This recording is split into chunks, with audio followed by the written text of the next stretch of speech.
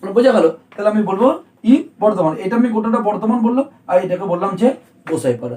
এইবারে ধরে নাও আমি যদি বলি যে মানে ওয়েস্ট বেঙ্গল, ওয়েস্ট বেঙ্গলের মধ্যে মানে অনেক ছোট ছোট ছোট ছোট রাজ্য রয়েছে, ঠিক আছে? তাহলে এটাকে যদি আমি ওয়েস্ট বেঙ্গল বলি, আর এখানে যদি আমি ধরুন আসানসোল, দুর্গাপুর, বর্ধমান, কাটোয়া, কালনা, এরকম বিভিন্ন জায়গা বললাম, ঠিক আছে? তাহলে সেক্ষেত্রে এইগুলো সব কটাতে বর্ধমানে তখন অ্যাড খেয়ে যাবে, আর ওয়েস্ট বেঙ্গলে তখন ইন খাবে, ঠিক আছে?